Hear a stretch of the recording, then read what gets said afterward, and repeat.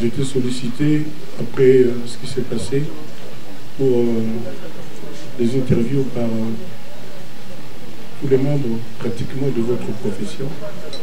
Et le bureau Oval a trouvé la solution de nous réunir ici, à cet endroit, pour que si vous avez des préoccupations, je puisse essayer d'apporter la lumière. Donc, quand nous surtout, quand tu bélis à presse, par exemple, c'est en ligne, basta tout ça émission, moi na ça émission na batunyo suralité, et moi na bureau Oval, nous avons besoin de quartier latin, les autres solutions oyo, tout coup kanato solo. Merci. Tout kanato solo. Place où ils allaient, place moi Sika, nous avons collaboré na bango de la chimie, beaucoup de nango. Déjà place où le 8 mars, Cindy Le Cœur a aussi la tour de chant exceptionnelle. Cindy chante les femmes. Et aux Awa, de place à Voyango, donc le 8 mars. Cindy a aussi pensé sa maman. Donc, semaine prochaine, tu vas dire préparation pour la promotion. Donc, on se peut l'appeler ceux qui le voient, vous allez au Ibani bien informer que le 8 mars, Cindy Le Cœur chante les femmes. On a place comme on a malade, c'est pas malade. En un mot, l'excellent Tony Kokwalo. Sur moi, ma question, il y a Mindondo, il y a Pitopa, l'été, Zali. On a répondre à Nabino. Tout cas, bon, on a Kimia, bon, à peu près, on a Nabino de Bolinaga. Mais on a commis un mois de devoir, mon boy.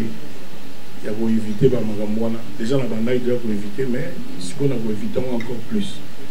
Donc nous avons façon diplomatique pour beaucoup poser ma question à lui parce que diplomatie n'est à la mode, hein? Passeport diplomatique, question diplomatique. Donc vraiment dans un pour Nabino. Donc je ne peux pas aussi vous museler, mais bon, tout est en propre. Hein? Merci beaucoup, je suis là pour vous. Ça peut tarder, au fond, nous n'avons pas la question. La recruté du sous-sol, actualité, c'est ma casse. Quand on parle de leur premier ambassadeur culturel en Boka Nabiso, c'est mon niveau Nabiso. Petit carrément solo, on a 4 ambassadeurs culturels et en plus, passeport diplomatique. Je voudrais commencer une première question. J'ai vu une dame d'abord, avant de tirer un message. Je dois revenir en toi. Merci. On peut mettre et pas y a la diaspora, la Congo et qui n'a pas de la bonne musique. Basé la mine et pas y a confiance et tant qu'ambassadeur, on peut défendre ce Soromba congolaise. Merci beaucoup. Merci maman. La félicitations et outil Afrique Mobimba. Bamboka nyuso na Angola, ba Sénégal, ba Cameroun, ba Kenya, bamboka nyuso na libanda ya Congo, ba bana esengo makasi. Phrase moko ezo zonga, ozalaka déjà grand ambassadeur ya mboka na yo. Et l'on est commis officiel. On a ni balobi na ngabo parce que bamona depuis na banda carrière nanga. Bazaka na souci à okende pa ya bapaya. Ambassadeur et ni koloba. Muto ya représenter mboka na ye à l'étranger. Et pas papa, c'est-à-dire ça n'a rien à voir na makamona biso ya biso moko. Donc maintenant surtout bakamuté bakamo akaka ya même des mamans. Ah pour la biso fallait passer la tamo monument muké pour na yo. Nous on vivre monument mon gars muké moi loko moko boy. Parce na mon téléphone na téléphone yango. Donc c'est des messages vraiment touchants. Na osala ndenge na osala musala nga bien, siko loko le comme officiel et que mboka na ngai reconnaître nga officiellement. Nazeyebi que naza na devoir moko ya kozala siko ndenge moko boye. Makambo na yekola na classe moment yango yo na salle la mot penza. Donc na ozalaka ngai mais nakomeka kosala ngo mpenda oyo bazobenganga déjà bato baso bakomeli nga et eza droit na nga excellence. Donc nakosalela yango avec excellence. Nakomeka en tout cas nasala to ye lelo na profiter na nde bozawa mpona senga na bakongoli nyonso mpona pesi bango merci. Parce que ce chef de l'État a talé la kinga na ba bureau na ye na ba conseil na ye, c'est parce que na mboka nanga ba na mboka ba ye ba nani wana kofi nini na sala na o senga na batu ba tindela ngai na Instagram nanga Kofi Olomide officiel ba idée o bango bazana ndenge bango baza komona rôle ya Kofi et salama baza o senga pena na batu na Kongo mobimba ba komela biso Kofi Olomide officiel ba idée na bango ba préoccupation na bango ndenge bango ba moni que qui ambassadeur entre guillemets qui ambassadeur de la culture ya Congo ndenge bango ba moni que na sala pi ba démarche ni no ba moni que na ko entreprendre nga j'ai na moi ba idée mais du choc des idées jaillit la lumière. Donc voilà, on a répondu à la question à maman. Comme nous avançons à la date du 8 mars, à Cindy Lecker au Beta, comme c'est le mois de la femme également, nous continuons avec les femmes. Bonsoir, merci Kofi Olomide. Bonsoir maman. C'est Nadège Kima, ma canal numérique télévision et puis chez Bissot TV. Alors, son excellence Kofi Olomide, très fier d'être ambassadeur de la culture congolaise. Est-ce que Kofi Olomide a battu aux ambassadeurs de la culture congolaise, voilà il y a du Bosso Topé, et il y a qui après avoir vu Bandekonayo mettre Gims et puis Tati. Ma deuxième question est ça. Tu as répondu à la mot pour les arrêter. Tu as répondu félicité. Ukolo babenga ngai na ba era boy. Na kila mbangu d'affaires étrangères. On a récupéré le passeport. En fait, il n'y a même pas photo. Parce que le passeport est ordinaire. Il y a un mboka yozali en congolais. Parce que le rappel à Marambona, sur le document. Je pense qu'il y a plein de gens qui ont fait ce passeport n'a pas page ici. C'est un souté donc c'est ça là tout. Là il y a un bureau, il y a secrétaire général il y a affaires étrangères. Moutou pour moi la vidéo. Il y a un embouteillage comme ça presque à 19h. La côte Bazaïga vous êtes là. Avant de filmer, on va filmer en direct, il y a que ton monté, ton nini. Avec sur ordre, il y a autre hiérarchie en Boka. En Boka, il fallait pas payer un passeport. Et quand moi qui que depuis payer ça en ordre, on va savoir aux Ilanga, croyant que Baïb Sagina. Mais il a quitté, donc ça faisait déjà à peu près 2-3 semaines. Sincèrement, il a quitté. Je vois une semaine avant le jour où le lobby, les lotis, les jours où on a kendagi. Donc, même les bars, ma collègue Gims, na ordonnance, le chef de l'État, parce qu'ils ont sur ordonnance le chef de l'État. Comme on a dit déjà. Donc, on est vraiment ému.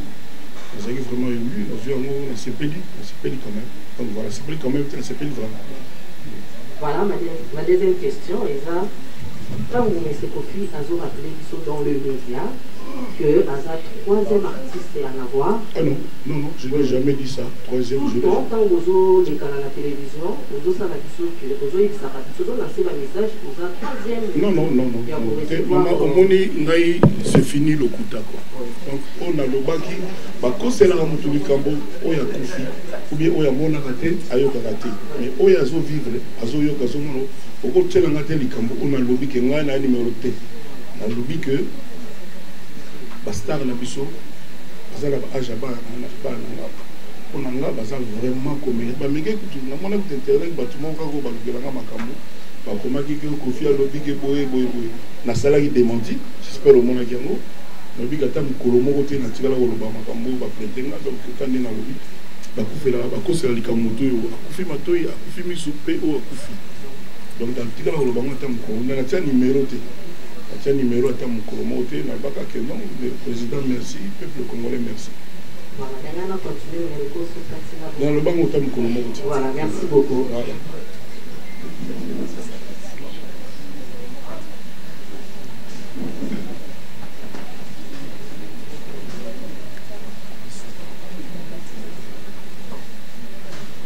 Bonsoir tout le monde, je suis Victoria Laboumbaski, journaliste à la télévision.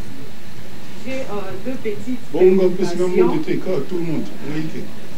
Franchement, c'est excellent. Ah ouais. Merci. Voilà, j'ai des petites préoccupations par rapport à la nomination, votre nomination comme étant ambassadeur de la culture congolaise. Vous venez de dire que ambassadeur vous représentez Mbokana en dehors. Bon, ma première préoccupation est que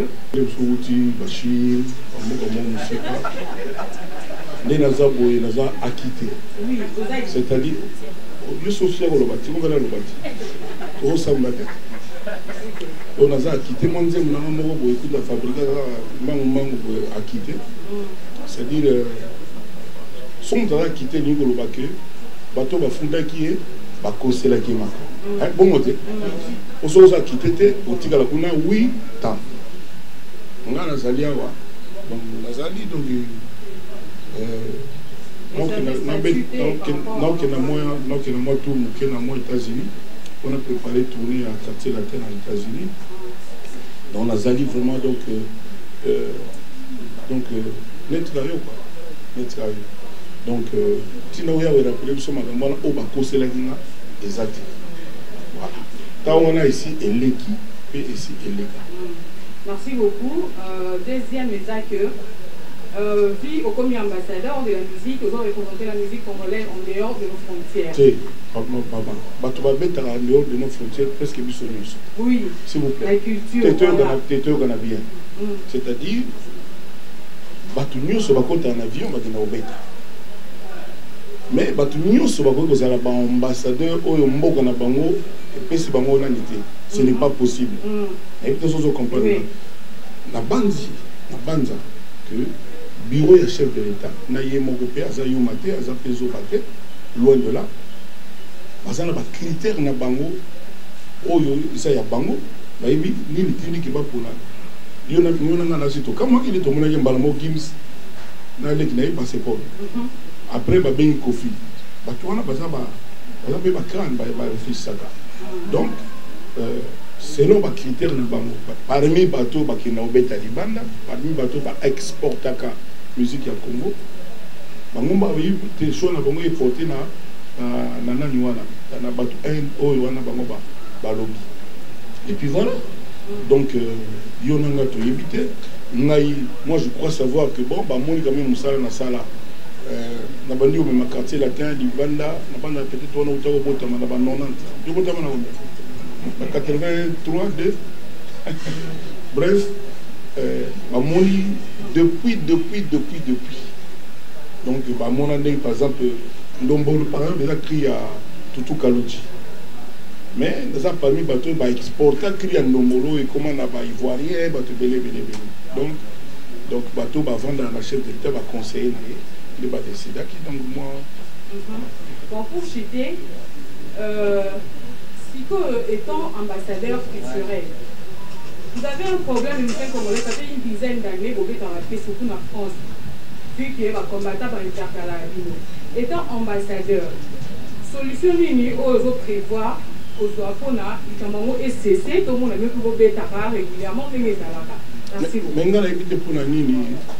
il faut tout le monde en France.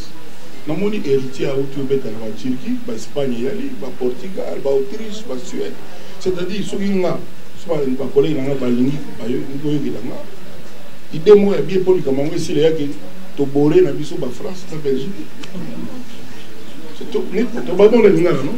Tu boré un mot donc. Tu boré un mot, c'est-à-dire. Tu te dis que tu as dans la chose sur la France. C'est-à-dire que tu as France, tu as bête, tu as Louis Salmo, tu as Londres, tu as Potoka, tu as les États-Unis. C'est-à-dire que tu as une idée, c'est fini pour nous aider pour la France. La bête en France, tu as 1000 fois. Omoni. Donc, et là, on a parce que en Afrique, tout a bêta qui on a battu en Afrique, on a né dans Sala Sala. Congo, à travers nous, ils ont le premier mot en Afrique et bêta Pekuna. Omoni, mais bon, il est tombé dans la période de Magamébélé, tout comment freiné par ma corona, par ma boyebi. Donc, on a vraiment. Ceux qui ont été en France, on a bande en avril, on a en Suisse. Seulement, on est en Suisse. On a sur la France, voilà, merci. Valentin. Bonjour l'ambassadeur.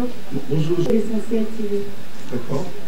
Monsieur Kofi, est-ce que vous allez vous associer avec Dadju et Gims pour la réalisation de leur projet ou vous avez votre projet en vous? Non, j'ai déjà dit que je vais demander que nous trois, les actuels ambassadeurs, j'avais déjà dit ça quelque part, mais je vais le redire. Je le dis ici, je vais proposer qu'on se voit un peu, qu'on se parle un peu même par texto, par nini, photo, tout à l'année, comment peut-être en commerce, on a une carte nationale, mais maintenant je ne peux pas parler pour eux, par exemple, la liberté, puis on verra bien. Aussi, dans la polémique, nous sommes dans le monde de la musique. Est-ce que vous pouvez réunir les musiciens? Oh, bah, nous sommes réunir les musiciens congolais. Imiko Zalite. Imiko, oh, bah, ça qui. Mbongo matanga de Fawa. Imiko. Imiko est malade. Président, on s'en prend. Voilà, Imiko Zali, déjà, il y a des Imiko, il y a des le coup de culture ya Congo à l'étranger. Même moi, dans le Congo, je suis Imiko, mais dans le Congo, je suis vivre pour la nuit. Ok. Ok. Bonsoir, son excellence. Bonjour. C'est Jenny Loïs de Famille TV. Ma question est celle-ci. Étant qu'un ambassadeur congolais, il y a la musique, il y a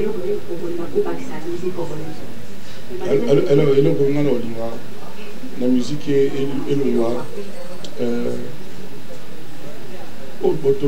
la polémique, la manipulation, utiliser les journalistes, quand c'est des journalistes, pire musicien, bureau naïe, batina babiloko wana ekomi lelo kalobe ezali biso baoyo tokoma baoyo nakoma kofi bamakambo wana ezali te oyebi te bamakambo na ezali kaka esala nzemba bien bato baapresie yo otikala na motema na bango lelo ekoma makambo ebele baje banini tosala wana na olinga na longwa epuis oyo na olinga ekota excellence, c'est-à-dire koluka qualité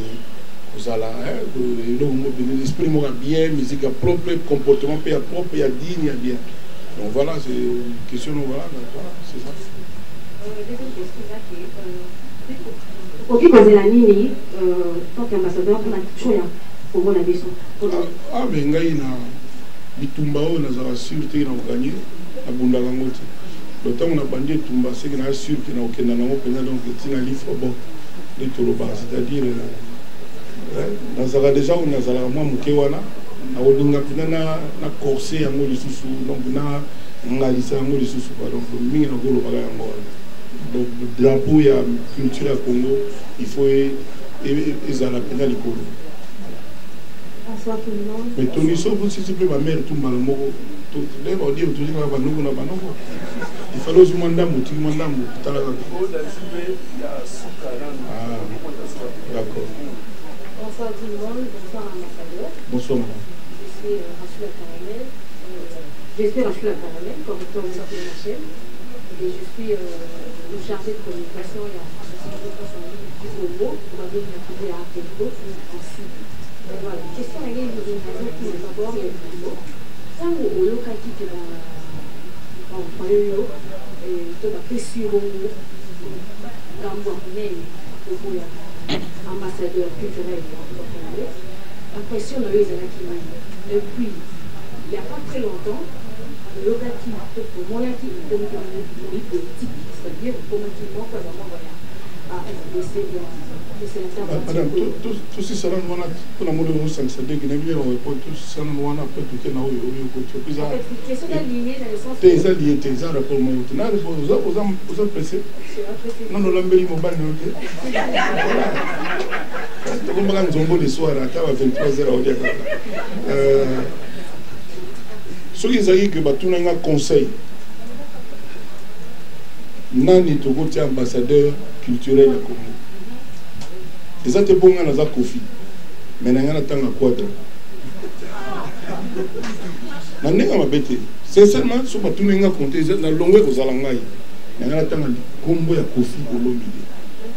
Les lots, tout ce qu'on a assisté pour répondre à message de l'équipe Bélé. Partout, on a solo, on a Zakari, Bababasso. Abilangaï, mon vieux, partout dans un message, les bandes Congo, tout, donc, on appelle sa conseil, on a sa idée, pas de Kofi.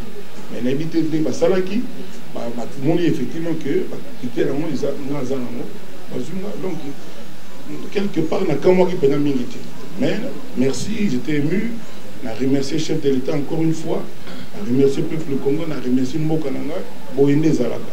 On a émission artiste, il y a Congo, tous un avantage, tous une obligation, même l'aéroport. Moi, salon, il y a la bango, les lois, moi, ambassadeur qui tire à Congo, pas vous voyez vers à côté. Continue ma question là. Voilà, question ce Koufi Pé à Koufa. C'est la réalité. Il faut restituer les choses exactement. Binobali, Bapandi Sango. Binobali, Bapandi rumeur, commérage, Bani Nélité. Est-ce qu'on a eu bilan, il y a mon continent satisfaisant. Dans le but, même il y a mon satisfait. On appelle dans un langue satisfait. Quand je dis que je ne suis pas satisfait, ça ne veut pas dire que les âmes négatifs, non. C'est le bani. Moi, sinon, on a le lac on a mis le soso, et Vandi Penza, au CPL. Le bel ambelo, moi, l'homme sous, au lieu moins bien. Mais ça, c'est que ça m'a bé, les âmes négatifs, mais ça, moins bien. C'est-à-dire que, pour l'angaï, il y a encore beaucoup à faire, il en est conscient. La preuve, il y a ceux qui ont des gens qui ont sali. Non, ça ne veut pas dire ça. Ça veut dire qu'il y a des gens donc il dit à comprendre ce que je veux dire que même Yemoko Azana nous satisfait. Donc en tant que Congolais, Congo sincèrement, nous flatté parce que selon le bien que non, ils sont satisfaisants. À croiser Naïma beaucoup.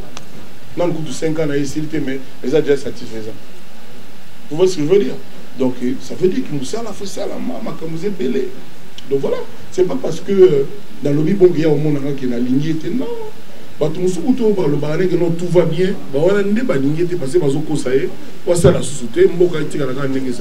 merci beaucoup, madame. Voilà, s'il vous plaît, deux questions, s'il vous plaît. Deux questions, papa. Deux questions, ça dit. Hein? Pas tout dans la des questions, des questions. Mais ça la boye, papa. Deux questions. Donc, il faut que tout le monde fasse deux questions. Tu n'es pas avec nous? Tony, oui, parce que sinon tu es conférence. Bonsoir, les bossos dans le Mboka, va nommer ambassadeur. Hein?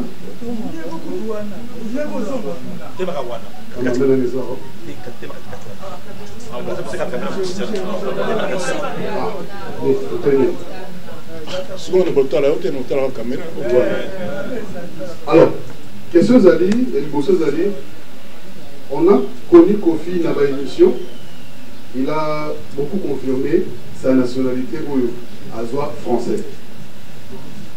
Je crois il y a 3 personnes au Bantou Zoa, nomination en étant ambassadeur à quelque chose. Ils avaient 2 Français, qui est Kofi Olomide et Dadjou, au Bantou français. Kofi est congolais. Je crois que Kofi va plus me visa. C'est-à-dire que Kofi n'est pas un qui n'a pas photo à son visa. Mais non, passeport aujourd'hui. Vous pensez utiliser ça quand on a Congo, en Afrique, pour normalement passeport on traverser notre force de langue à visa. Alors vous pensez que les experts qu'on fait ça, ils ont des passeports, tous les on est au papier par rapport à passeport. Deuxième question. Question de monsieur, précisément, posez la question de mon conseil. Résumé la question de mon conseil. Dans mon conseil, c'est-à-dire, passeport papier en étant français, tu vas utiliser ça.